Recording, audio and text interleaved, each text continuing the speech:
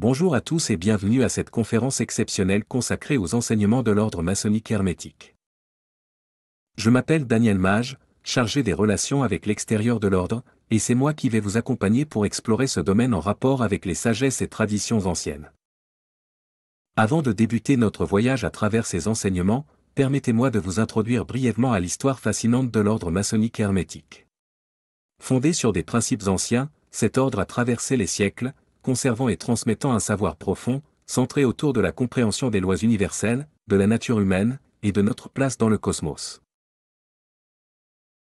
Que vous soyez un chercheur spirituel expérimenté ou que vous découvriez ces concepts pour la première fois, notre voyage ensemble promet d'être enrichissant, éclairant et je dirais même transformateur. Mais tout d'abord, si ce n'est pas déjà fait, pensez à vous abonner à cette chaîne et à appuyer sur la cloche pour être prévenu de nos prochaines publications. Comme ça vous ne manquerez pas nos prochaines vidéos et de notre côté, cela nous aide à nous faire connaître. Dans l'histoire fascinante de la franc-maçonnerie égyptienne, un développement notable s'est produit au cours du XXe siècle, concernant la structure de ces loges et le processus de recrutement des membres. À l'origine, la franc-maçonnerie égyptienne ne comprenait pas de loges bleues, c'est-à-dire les loges responsables des 3 premiers degrés maçonniques, apprentis, compagnons et maîtres. Elle se concentrait plutôt sur des enseignements plus avancés et recrutait exclusivement parmi les maîtres maçons formés par d'autres rites maçonniques. Cette approche était basée sur l'idée que les membres, en tant que maîtres maçons issus d'autres rites, avaient déjà une base solide et une compréhension suffisante des principes maçonniques pour s'engager dans les enseignements plus profonds. Cependant, au fil du temps, il est apparu que le niveau de préparation et de compréhension de certains maîtres n'était pas toujours à la hauteur des exigences des enseignements égyptiens. En réponse à cette situation, la franc-maçonnerie égyptienne a initié un changement significatif en ouvrant ses propres loges bleues. Ce mouvement avait pour but de fournir un cadre plus adapté pour préparer les membres. Les travaux de ces loges bleues égyptiennes se concentrent sur plusieurs aspects clés. Il y a tout d'abord le travail sur la symbolique. Cela implique une étude approfondie des symboles maçonniques et de leur signification. Contrairement à une approche plus superficielle des symboles, les loges bleues égyptiennes cherchent à offrir une compréhension plus profonde et ésotérique, où les symboles deviennent un outil de connaissance et de transformation spirituelle. Les membres sont encouragés à utiliser les symboles maçonniques comme un objet de méditation, explorant leur signification cachée, et les leçons spirituelles qu'ils peuvent révéler. Cette pratique vise à favoriser une introspection plus profonde et un éveil spirituel. Il y a aussi dans nos loges bleues l'enseignement des principes hermétiques. Nous commençons par les fondements mêmes de la compréhension hermétique, les 7 lois cosmiques. Ces lois sont comme les fils conducteurs de l'univers, régissant tout, du mouvement des galaxies jusqu'aux interactions les plus subtiles dans nos vies quotidiennes. Nous les examinons une par une, en dévoilant non seulement leur sagesse mais aussi comment nos membres peuvent les appliquer concrètement dans leur vie. Nous abordons aussi la loi des 3 points, un principe moins connu mais tout aussi puissant. Cette loi offre un cadre pour comprendre les interconnexions et les équilibres dans notre univers. Nos membres apprennent à l'utiliser pour améliorer leur discernement et leur prise de décision dans divers aspects de leur vie. Enfin, nous plongeons dans l'étude des fréquences et des vibrations. Chaque pensée, chaque émotion, chaque objet dans cet univers, vibre à une certaine fréquence. En apprenant à comprendre et à manipuler ces fréquences, nous pouvons non seulement atteindre un état de bien-être personnel, mais aussi influencer le monde qui nous entoure de manière positive et harmonieuse.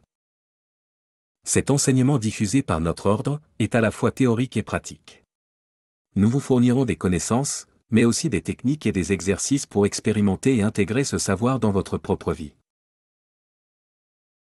Après les loges bleues, les hauts grades de l'ordre maçonnique hermétique reposent essentiellement sur l'enseignement des arcana arcanorum.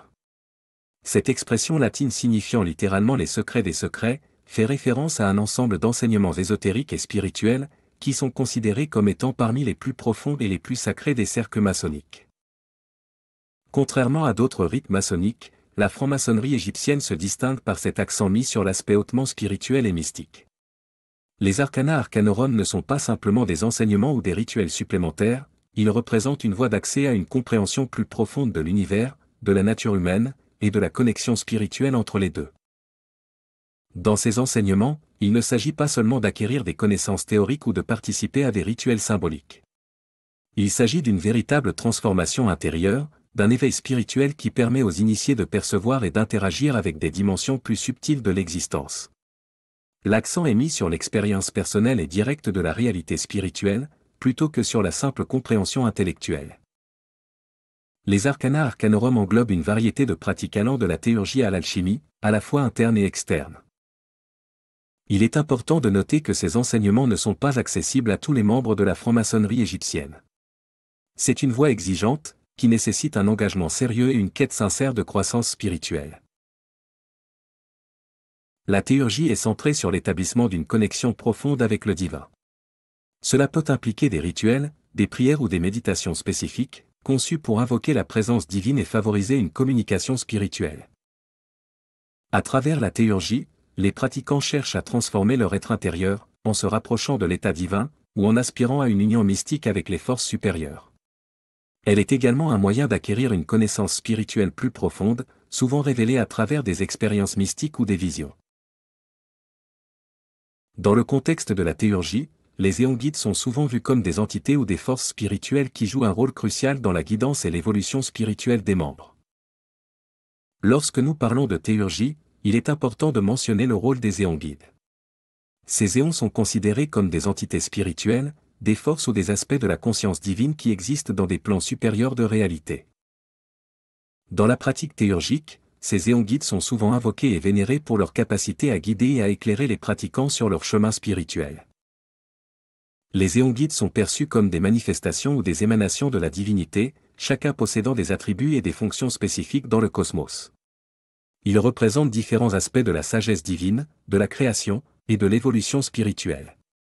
Ces entités sont souvent associées à des archétypes profonds, incarnant des principes tels que l'amour, la justice, la sagesse, la transformation, et bien d'autres. Dans la pratique théurgique, les éons-guides sont approchés à travers la méditation, la prière, et des rituels spécifiques. Le but est de s'aligner avec leur fréquence énergétique et de recevoir leur guidance et leur illumination. Les théurges cherchent à établir une connexion avec ces éons pour obtenir une compréhension plus profonde des mystères de l'univers et pour faciliter leur propre processus de transformation spirituelle. Les éons-guides sont considérés comme des accompagnateurs dans le voyage spirituel de l'âme. Ils peuvent offrir une aide dans la compréhension des lois cosmiques, dans la guérison spirituelle, et dans la réalisation du soi.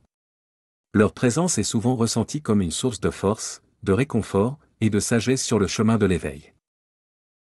L'intégration des enseignements et de l'influence des éons-guides dans la vie quotidienne est un aspect crucial de la théurgie.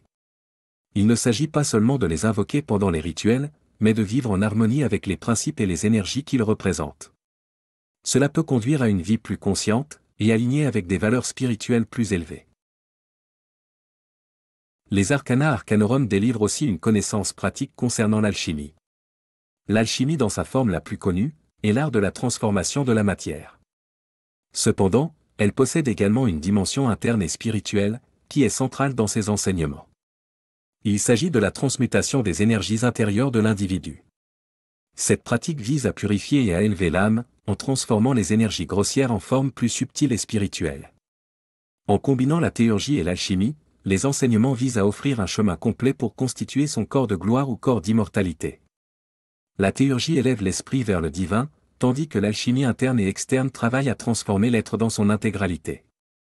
Ensemble, ces disciplines offrent un chemin puissant vers la réalisation spirituelle et la sagesse. L'ordre maçonnique hermétique révèle aussi des techniques pour projeter consciemment votre esprit hors de votre corps physique. Cela peut sembler relever de la science-fiction, mais c'est une pratique ancienne, empreinte de profondeur et de sagesse. L'ordre enseigne des méthodes progressives, depuis les techniques de base jusqu'aux pratiques plus avancées, en vous guidant pas à pas dans ce processus. Dans les hauts grades, nous abordons aussi la manière dont les souvenirs des vies antérieures sont stockés dans notre subconscient et explorons des techniques pour les récupérer.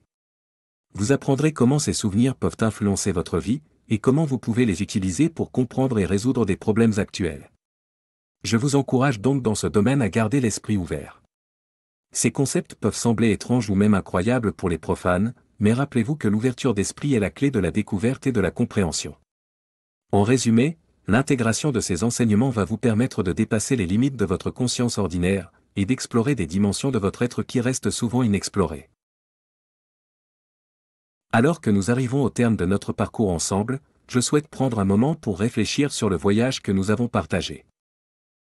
Ce que nous avons abordé ensemble est bien plus qu'un ensemble de connaissances ou de pratiques, c'est une invitation à un voyage intérieur, une quête de compréhension, de transformation et d'éveil.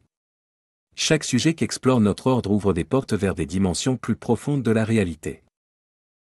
Nos enseignements sont des outils qui peuvent débloquer des portes intérieures, mais c'est à vous de franchir ces portes et de découvrir ce qui se trouve au-delà. Rappelez-vous que le chemin spirituel est unique pour chaque individu. Votre parcours sera différent de celui de votre voisin. Soyez patient avec vous-même, soyez ouvert aux découvertes, et surtout, soyez engagé dans votre pratique et votre exploration. Si cette vidéo vous a plu, n'oubliez pas de lui donner un pouce vers le haut, ça nous aide énormément. Et si vous pensez que cette vidéo pourrait intéresser quelqu'un de votre entourage, n'hésitez pas à la partager. Si vous souhaitez en savoir plus sur notre ordre, vous pouvez vous inscrire à notre newsletter, et vous recevrez chaque semaine de nouveaux documents sur l'ésotérisme et la franc-maçonnerie égyptienne. Pour cela, cliquez sur l'enveloppe affichée sur cet écran, ou bien utilisez le lien mis en description. Je vous souhaite à tous un chemin lumineux et enrichissant, rempli de découvertes, de croissance et de paix intérieure.